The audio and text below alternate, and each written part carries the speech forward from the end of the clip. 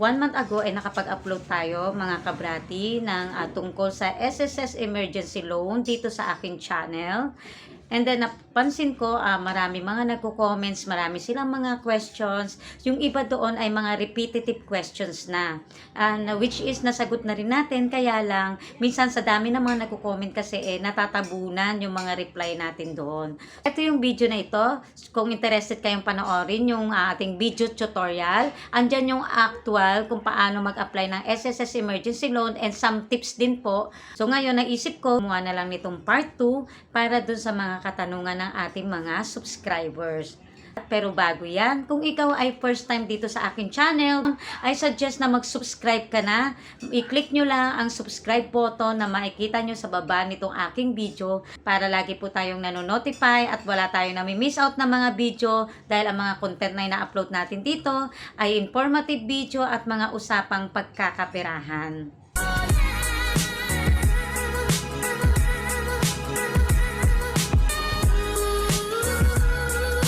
Meron ako ditong listahan.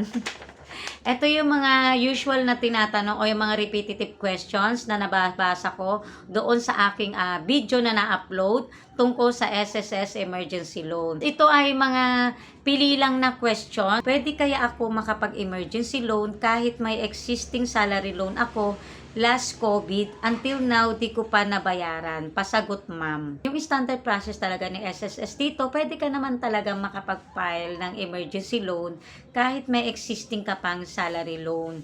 Pero merong mga instances kasi na hinadi-disapprove. Ang reason, actually maraming reason Pero isa na yon kung ikaw ay merong past due sa mga other loans mo, let's say calamity loan or SSS salary loan, na masyado ng matagal na hindi nababayaran. Kapag within 3 months lang yung past due nyo, ay makakapag-reloan pa rin kayo. Pero kung more than 3 months na yung past due nyo, hindi talaga kayo makakapag-file ng emergency loan. So, ang gagawin nyo ay bayaran nyo in full yung inyong past due. And then, once na nag-take effect na yung inyong payment, maghihintay po tayo ng 3 months para makapag-file ng emergency loan. Doon naman sa mga ang na-avail kasi nila before sa salary loan, ay yung mga condonation, consolidated, yung mga ganon. Usually, kung hindi pa naman kayo na-default, ano yung binabanggit kong na-default? Dapat matapos kayo ng, let's say, April 2026. Kung hindi nyo pa naman inaabot yung month na yon na hindi nababayaran in full, 3 months pa rin po, pwede kayo makapag-renew ng loan. Pero kung na-default ka, let's say dapat nabayaran mo na in full yung consolidated loan mo o yung loan restructure mo ng April, pero hindi mo nasunod yun. Kailangan nyo pong mabayaran in full yung inyong pending na SSS salary loan man yan or calamity loan, pero makakapag-renew po kayo ng loan nyo after 2 years pa. Dito sa pangalawang question, pwede na ba 25 months? Kung kayo ay may hulog na 25 months sa SSS contribution nyo at kayo ay active member, pwede na po kayo makapag-file ng emergency loan. Yung usual po kasi ni SSS kapag nagpa-file ng salary loan ay dapat at least meron ka ng 36 months na contribution. Pero sa case ng emergency loan, kahit 18 months pa lang na contribution ang meron ka sa SSS account mo, ay pinapayagan na po nila makapag-file. Yun nga lang po ay hindi nyo mabubuo yung maximum allowable loan niya na 20,000 kasi magbe-base po siya doon sa monthly salary credit nyo kung magkano lang yung naihulog nyo sa SSS. Pangatlo, madam, tapos na ako sa salary loan ko. Gusto ko po maka-loan ulit. Ano pong loan ang uunahin ko? Actually, pwede naman talagang pagsabayin yung mag-file ng loan sa SSS salary loan at emergency loan as long as qualified kayo. Pero lately kasi may nai-encounter sa SSS portal na glitch. Policy kasi nila dapat kung meron kang magpa-file ka ng emergency loan, ang dapat lang mababawas doon kung meron ka mga existing na balance pa sa SSS ay yung calamity loan lang. Let's say meron ka pang 10,000 na balance sa calamity loan mo and then gusto mo mag-file ng emergency loan. So, yung 10,000 na balance mo sa calamity loan ay i-offset nila doon sa bago mong emergency loan na ipapile. Pero si SSS salary loan kasi ay walang kinalaman. Pag nag-file ka ng SSS salary loan, ang mababawas lang dapat dito, if ever man may i-offset, ay yung existing balance mo rin kung meron ka pang balance sa SSS salary loan mo previously. Pero ngayon, may mga nakaka-encounter na mga SSS member na may mga glitch po kasi si SSS na let's say nag-file ka ng SSS salary loan, dapat hindi mababawas si calamity loan pero nababawas. O dapat hindi nababawas si emergency loan pero nababawas to sa SSS salary loan. So, ang suggest ko na lang na pwedeng gawin yung way dito ay unahin nyo pong mag-file ng SSS salary loan. Saka nyo po isunod yung SSS emergency loan. At para lang ma-double check na hindi talaga siya na-offset yung emergency loan sa salary loan, ang gawin nyo po, bago po kayo i-click nyo yung submit doon sa filing nyo ng SSS emergency loan, i-check nyo muna. Meron kasi doon na makikita na principal amount kung magkano yung approve sa inyo na loan. Meron doon amount na kung magkano yung ma-approve sa inyo na loan. At the same time, meron doon breakdown kung meron babawas. And then, meron doon maka-indicate na net proceed.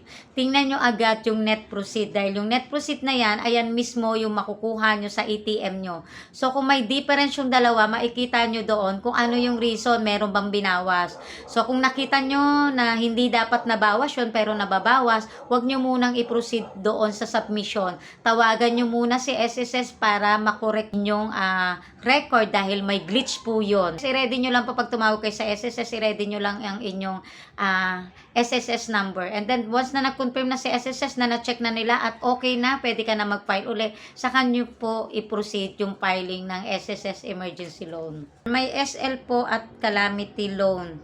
Ibabawas po ba yun, ma'am? Actually, nabanggit na rin natin to sa sagot natin to sa number 3. May SL po at calamity loan. Ibabawas po ba yun, ma'am? Okay, so kung magpa-file ka ng emergency loan at meron kang existing na salary loan at calamity loan, ang dapat pong mababawas lang sa emergency loan mo ay yung existing balance mo sa calamity loan. Dapat hindi po mababawas yung salary loan. Pero if ever po maka-encounter kayo doon na nabawas po yung salary loan, doon sa emergency loan, wag nyo po munang i-click yung submit. Tawagan nyo po muna si SSS dahil may glitch po yan. Ma'am, tanong ko lang, may disclosure ba ang emergency? Meron po. Once na nag-file po kayo ng SSS emergency loan, lalabas po doon yung details, yung disclosure po, nandun yung principal amount, yung interest, magkano yung amortization, at magkano yung total na utang mo kasama yung interest, at kung meron bang nabawas na mga offsetting. Pero if ever po na hindi nyo po na-view yung inyong disclosure, ang isang option po doon, punta lang po kayo dito sa my loan info. Ayan, i-click nyo lang kung salary loan man yan o emergency loan or calamity. And then dito sa my right side, may makikita kayo dyan na yung existing yung active loans. I-click nyo lang po yan at lalabas na rin po yung kung ano man po yung nakikita nyo sa disclosure, lalabas din po yan dyan. Yung mga principal amount, loanable amount, kailan yung start ng deduction, magkano yung amortization. Basta may employer, ma'am, need ba talaga nila i-confirm sa employer para ma-approve ang loan? Yes po. Usually, nanonotify ang employer kung meron empleyado na nag-file ng loans. Pero, yun ay kung updated ba ang email address ng employer nyo doon sa SSS. Pero if ever hindi, much better na rin, once na nag-file kayo ng loan sa SSS, ay i-notify nyo, advise nyo po yung in-charge po sa mga mag-a-approve na mga loans doon sa company nyo na kayo ay nag-file ng loans para po ma-approve po nila. Ma'am, as lang po, makapag-emergency loan po ba kahit 1 year na ang calamity loan? Kahit 1 year na ang calamity loan ang paghulog namin. Calamity loan, pwede po. Actually po, kahit 6 months pa lang kayong naguhulog sa calamity loan nyo, as long as continuous yung payment nyo, hindi kayo napapass due, pwede kayo mag-file ng emergency loan. Yun nga lang, i-offset niya yung balance nyo sa calamity loan. So, ibig sabihin, makiklear na yung utang nyo sa calamity loan. And then, ang iintindihin nyo na lang na huhulugan ay yung emergency loan. Hello ma'am, gusto ko mag-apply ng emergency loan. Kasi naka 19 months na ako naguhulog. 20K ba ang pwede kong ma-loan since first time ko mag-loan sa SSS? Actually po, hindi. Kasi usually yung nakakuha ng maximum na 20,000 na emergency loan para po yun sa mga may SSS contribution na at least 36 months contribution up.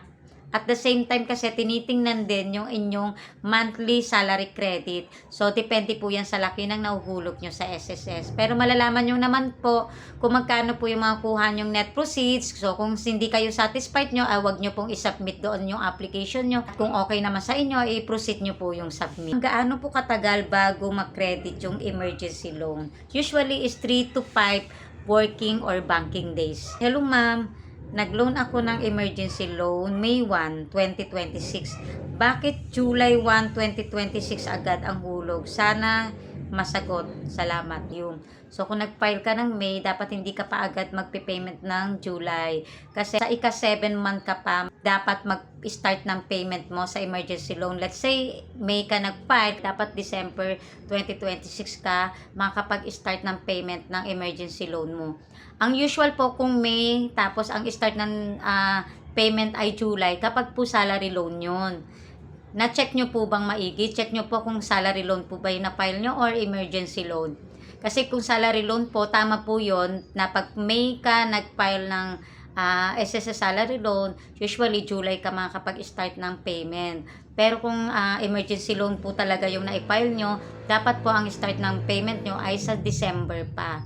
If ever po, pag ganito po talaga yung case, kailangan nyo pong itawag sa SSS para maayos po nila. Good morning po ma'am. Tanong ko lang po kung pwede mag-loan sa SL kahit may existing emergency loan. Pwede po long as active member tayo at hindi po tayo past due sa ating SSS salary loan. Ma'am, saan po ba nakikita yung emergency loan details or SOA? Wala po kasi lumabas. Need po kasi HR, need po ng HR nila. Pag meron kayong employer, hinihingi po talaga nila yung details ng SSS loans nyo para makapag-start sila ng deduction. So, kung hindi nyo man po nakikita na yung disclosure, ay pwede po kayo dito pumunta. Ayan.